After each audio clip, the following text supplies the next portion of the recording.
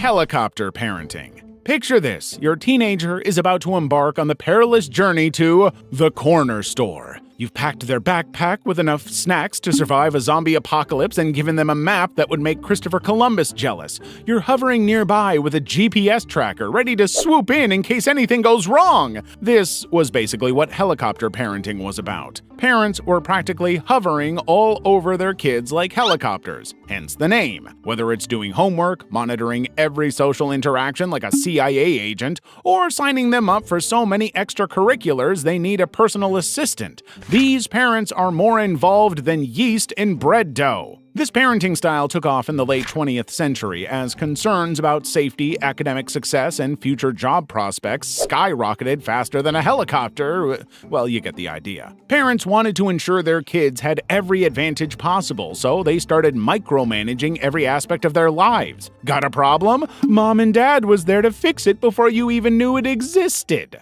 But it's not just about being cautious. These parents were often motivated by love and a desire to protect their kids from the struggles they faced growing up. They didn't want their children to experience failure, disappointment, or even minor inconveniences. So they made it their mission to clear every obstacle from their path. Of course, all this hovering had its downsides. Kids raised by helicopter parents sometimes struggle with independence because when you're used to someone swooping in to solve your problems, learning to stand on your own 2 feet can be as challenging as trying to eat soup with a fork. While parenting styles are evolving over time, one constant thing is the entertainment and information we provide. So join our Discord server now. Authoritative parenting. So, it's a typical evening and your 12-year-old son is throwing a fit because you won't let him play Fortnite before finishing his homework. Instead of unleashing your inner drill sergeant, you calmly explain the homework first, play later rule. No yelling, no power struggle, just a clear rule with a fair outcome. It's like you're running a tiny, slightly chaotic democracy. This is authoritative parenting in action, where balance is key and being both firm and kind is the name of the game.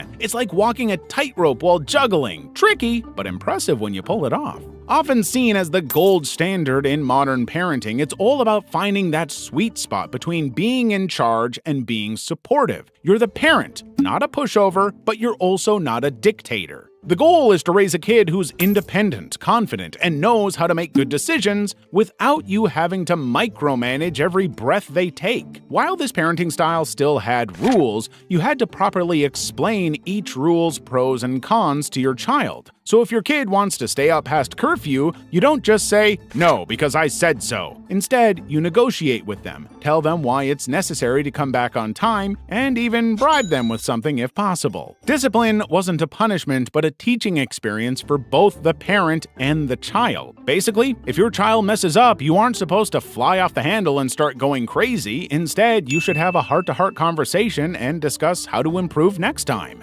It's the classic, "I'm not mad, I'm just disappointed" approach, only with much more constructive feedback and less guilt-tripping. Snowplow parenting.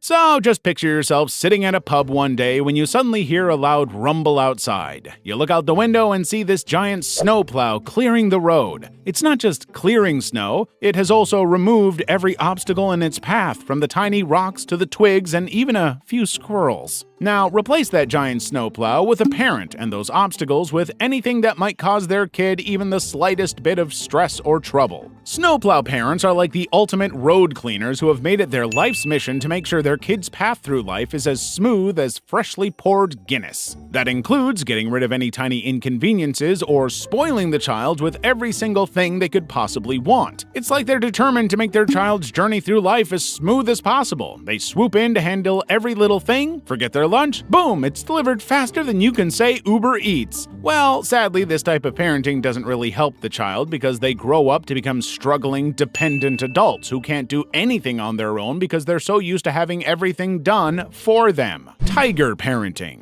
Chances are you've been in a class with one of those kids who take every single subject, are part of all the extracurricular activities like debate and football, and still somehow manage to make it to the top of the class. If yes, then you've met a child that lives with tiger parents. And no, her parents are not literally tigers. They are just really strict, overbearing parents who have extremely high goals for their children with lots of expectations of what they want. These parents treat their kids like they are training them for the Olympics, and no slacking is tolerated. You must be the best in sports, the best in school, the best in socializing, and the best in arts, and there is no room for second place. Tiger parents are also very disciplined, and their rules are non-negotiable. They also believe that tough love is the best type of love because how else would their children toughen up? The plus side to all this is that the kids who were raised with tiger parenting style always excel in whatever they do because they've been trained like Navy SEALs all their lives. However, the constant pressure and expectations can become extremely overwhelming.